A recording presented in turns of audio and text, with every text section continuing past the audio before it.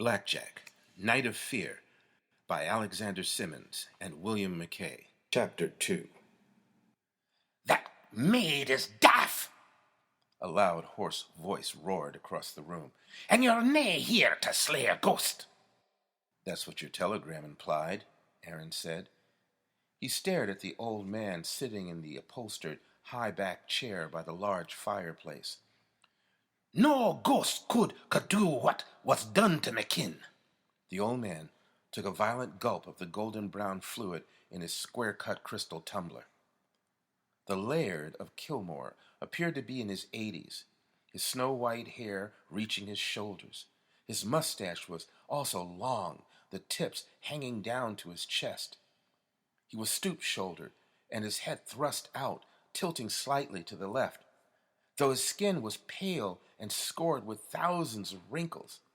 His eyes were power personified, cold black, catching the light from the fireplace like sparks or molten tar. He was a stark contrast to the other people in the room.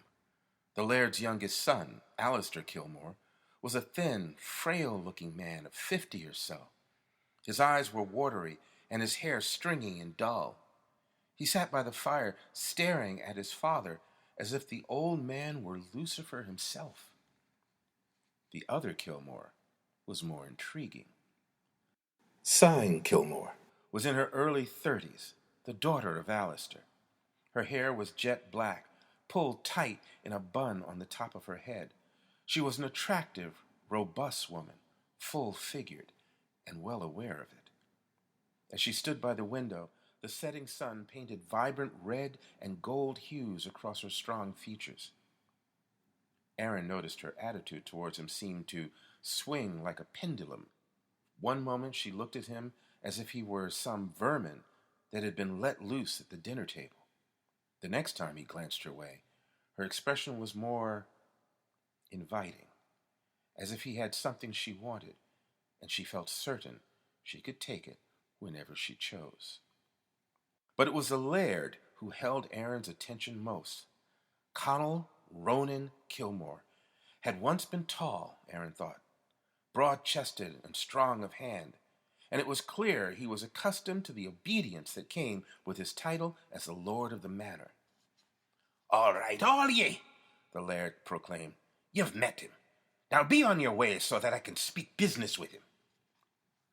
Alistair Kilmore shifted uneasily in his chair. But, Father, don't you think we should be present when— No, I don't, Alistair, the Laird roared. You're useless where business is concerned, and I do not think you'll be much help telling the tale to Mr. Day. It's my life we're talking about here, the frightened man declared. I cannot be next, or my daughter. Sign moved away from the window with a certain serpentine grace. Never you mind, Father, she said in a smooth, deep voice. You know he'll not hear your words when he's made up his mind. She took her father's trembling arm and urged him up and out of his seat. That is true enough, girl, the Laird told his granddaughter. He watched her as she led her father through thick oak doors and out of the room. Neither Sen nor her father acknowledged Arron as they departed, yet the soldier of fortune was very aware of them and of the lascivious gleam in the Laird's eyes. 95, the Laird suddenly proclaimed. Arron said nothing. I'm 95 years old, and I've seen much these years, things that challenge a man's honor and courage and faith. Again, Arron said nothing, and the Laird seemed to study him for a few minutes. He leaned back in his chair, his bottomless eyes probing for every secret. What faith are you, lad? He finally asked. Arron raised an eyebrow. Excuse me? What do you believe? The Laird appeared agitated. Some ancient superstition, or mystic black art? Or are you civilized? Arron met the Laird's hard gaze without flinching as he took a cigar from his pocket. My beliefs have nothing to do with this assignment. Oh, but it does, me lad. The laird suddenly leaned forward and grinned wickedly. It has everything to do with it. He emptied his glass. My family is old. It goes back some 15 generations to when this land was even more beautiful and raw. We Kilmores fought other clans, robbers, and would-be conquerors by the score. Everything built here was bought by the blood of our kin. We pay dearly for everything we own, and no man can claim otherwise. Has someone? I'll tell this in my own time, if you dinna mind. The laird picked up a bell from the table next to his chair and rang it hard and long. The same servant girl that had fainted at the door rushed into the den. She looked embarrassed, never taking her eyes off the laird. What took you so long, girl? The laird bellowed. He gave a faint gesture towards his tumbler. Instantly the girl moved to a small wooden cabinet, removed a crystal decanter of golden brown fluid, and refilled the laird's glass. She then turned to put the brandy back in its place. The laird's eyes flashed with anger. What is wrong with you? The girl almost dropped the decanter. Fill his glass too. The girl hesitated. The same fear Arron had seen before registered on her face. He's not from hell. He's from America. Suddenly the laird smiled impishly. Of course, some might feel it's all one and the same. His laugh was deep, strong. It contradicted his age by many, many years. Reluctantly, the servant girl poured some of the brandy into Arron's glass, then hurried away. She glanced back at him only after she'd stepped out of the room. She closed the door a second later. 100 years ago, the laird began, my father was colonel of the Royal Kilmores. The old man laughed grimly. We lived up to that name when we stormed the cities of Balampur. The local prince and his 9 bodyguards died at father's hands. None could begrudge him taking a few trinkets, precious stones and such. But the prince's wife, the heathen creature, put a curse on father. Arron blew smoke through his barely parted lips. A curse. Aye, laddie, a curse. Sure, you heard of them, no doubt. The laird turned away from Arron and stared into the fireplace flames. She told him payment for the fruits of his evil would be visited on him. For 100 years, 10 times the number of lives father had taken, the Kilmores would grow prosperous, suckling on the milk of his evil deed. And then the laird took a hard shot of his brandy. Arron watched as the old man's trembling hands brought the glass down from his lips. Then she said, every one of your kin will die. Every man, woman, and child. That's quite a job for a 100-year-old woman, Arron said. You believe some assassin has come after you? When the laird answered, his voice seemed far, far away. We won't die by knife or sword or pistol, he muttered. No descendant of that tribe will come seeking retribution. The old woman said, creatures, dark and foul, beast with claws like razors, will hunt you down, tear out your entrails, and feast on them by the light of the moon. A raspy sigh leaped from the laird's throat. He shivered, but never took his eyes off the flames. She promised these creatures would then cut out our hearts and offer them to their dark master. For no creature save he could melt the ice that covered them. The laird listened as pockets of air trapped in the burning logs crackled burst like so many infected sores, spitting sparks and smoke into the air. 3 months ago, to this very day, marked the end of the 100 years, he went on. That night, the wind was more fierce than I'd ever known. The air smelled of burning sulfur. And the moon was bright and full in the black sky. My firstborn son rode off for the village to meet some friends. And when he didn't return, we went looking for him. You found him dead? The laird nodded silently. Where?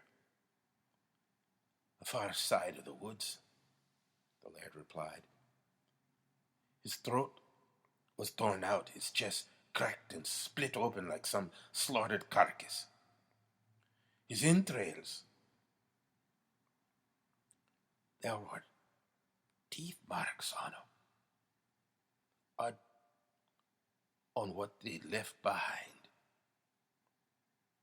Arron leaned forward in his chair. And his heart? The laird turned to Arron. His eyes blazed with fury. Gone! He swore through gritted teeth. Ripped from his body and carried off. I buried my son in pieces. Pieces! What did the authorities... I am the authority here. The absolute judge and jury as far as the eye can see. We didn't. The laird seemed to calm down a bit. In the months that followed, we didn't find a single thing to lead us to the murderers. Before they struck again. My second son this time. He was 53, but vigorous, a good hunter, a crack shot. He was found in the same condition. His gun had never been fired. His body was torn to shreds. Arron rose from his chair and slowly moved to the tall, arched window. Night had fallen heavily on the valley. Only a faint ribbon of orange ran along the horizon. The 3rd month brought us the 3rd killing. My nephew, the laird said. His screams were heard by every member of this household. They rushed out and found him near the end of the woods. And next to his body, the tracks of a large dog or wolf. Did anyone try to backtrack this wolf? Arron asked. The laird finished the last of his brandy and rang for the servant. How many servants do you have? Arron asked. 5, the laird snapped, becoming more agitated. My gamekeeper, a lazy fool, and his idiot son who do repairs about the place, a cook, a worthless gardener, and that scrawny maid who fainted at the sight of you. Weak as a kitten, she can barely earn her keep. As if on cue, the door opened and the young girl entered. She couldn't have been much older than 15, Arron mused. He watched as she scurried into the room and filled the glass. This time, she glanced towards Arron. No, thank you, he told her. He turned to the laird. Did you or the townspeople put together a hunting party to track these animals?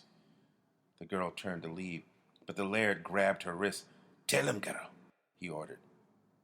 Her green eyes flashed with fear and panic. Tell him how the folks around here feel about the Kilmores. The girl's eyes darted back and forth from the old man to Arron. Her lips trembled and her breathing became more rapid. Arron stepped away from the window. It isn't necessary to treat her.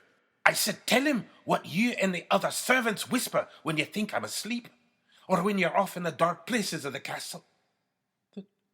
The townspeople, they're afraid of the Kilmores, she said, her voice barely a whisper. Afraid? The laird's deep, raspy voice roared. They hate us! He released the girl with far too much force. She stumbled back, almost falling to the floor. Arron tensed. He could see the red marks on her wrists. If you're trying to impress me, impress ye! The laird roared again. I'm the Kilmore of Kilmores, the lord of the manor. You're a hired lackey. I no need to impress anyone. Arron's eyes went dark and cold. Let us be clear about something, he said in a low but piercing tone. Your money pays for my skills as a professional. Nothing else. My money buys nothing but my skills, Kilmore. Arron's voice was now a low snarl.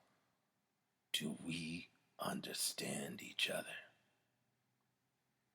Aye, we understand each other, the laird replied as he leaned back in his chair. And I hope ye understand. I hope your skills are up to the task. This time the old man had trouble raising the glass to his lips. His hands fiercely trembled as he gulped the last of the content. Because I'm sending you up against the demons from hell, spawns of Satan himself. The laird began to laugh, a strange cackling laughter that pierced the ears like nails on a blackboard. You're here to fight. You're here to fight a werewolf, my black-hued soldier.